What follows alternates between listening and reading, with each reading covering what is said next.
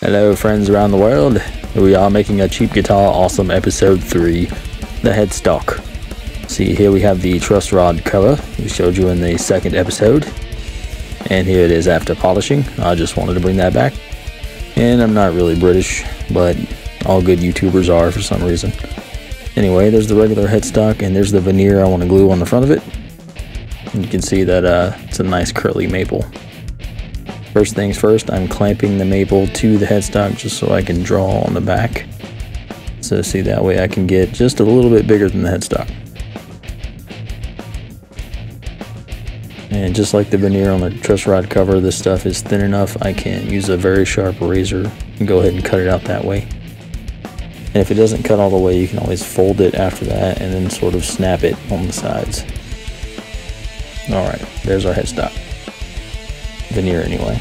A little bit of CA glue to fix the little crack I found. That happens with this thin stuff. Smoothing that out. Alright, lining it up, see if it matches okay. It does. I like the green pattern and direction. So we gotta sand all this off. Man, it takes forever. Alright, there we go. Sand it off. Nice and smooth. Don't mind that little bit of sanding to the left there. I'm going to go ahead and take a little bit of acetone just to make sure I get everything degreased and cleaned off before I glue it. See some of the nastiness. It's all gone now though. I'm using Titebond Ultimates. Never used the Ultimate before, figured I'd give it a shot. It's wood glue, of course. And I'm just smoothing it off with a piece of excess wood. You don't need a whole lot of glue. Everybody thinks you need a ton, but really you don't need a whole lot for something, because this isn't really structural. Just a little will do. I'm lining it up, pressing down any air bubbles, trying to make sure I can get as good of a connection as I can between the two parts. And then a few clamps. Just a piece of 1/2-inch plywood on there, just to hold everything tight. I let that set up for a whole day. Came back, you can see how it's sticking off the edges a little bit. I'm about to show you how to go ahead and get rid of that stuff. This is called the masking tape trick in the luthier world, even though this is painter's tape. So I'm putting a piece of painter's tape on the little wood block here. It's just going to be used as a little lifter block. I'm putting another piece on my headstock, burnishing it down real well. Use something hard, make it as flat as possible. You take a little bit of CA glue, you put it in there, just a little bit. I'm just barely dotting it down. And then you put the other block that you made back on top of the headstock like that. And you're good. And the whole reason I did that was so it would clear my router table so I could knock these edges off. You don't really need to use the router, just it makes a clean cut. And you're going to go back and sand it anyway. I just wanted to kind of show this trick. And then it comes off clean and you are good to go. Now I'm going to sand the edges in the front to make everything as level as possible before I start filling it in with some shellac. Lots of sanding. Alright, my can of shellac, I have it warmed up. I warm it up for about 10 minutes in some hot water before I do any spraying. Makes it go on even. I had sanded the top too, so I wanted to add some color back. The shellac adds just a little bit of an amber color.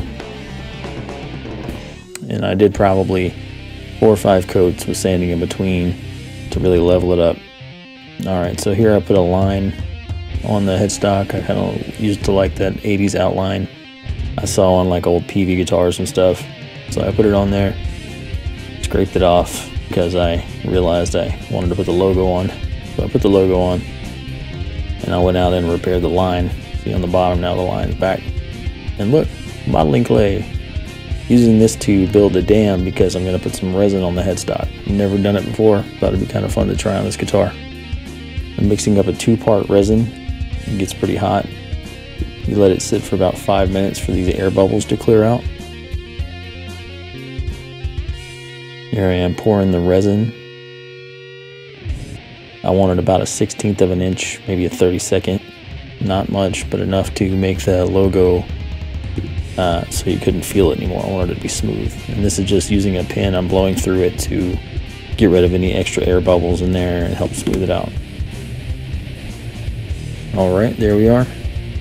Alright, so about 24 hours later I pulled it off. I'm going to scrape all this clay off in a little bit. I'm filing sort of a bevel on the edge. And then here's a lot of sanding at the edge later after I filed. Still too thick, so I'll sand the whole thing off. Sand this whole thing a little more flat and make it a little smooth. But I'm not going to polish it yet. I have a lot to do before I can do that. These are Brad Point drill bits. You use these for guitars, remember that. So I found one that fits the existing hole in the headstock. I'm using it now to make a little point. See, there you go, a little hole in the front. And then I'm coming from the front through the veneer. And that way it doesn't cause the resin to lift.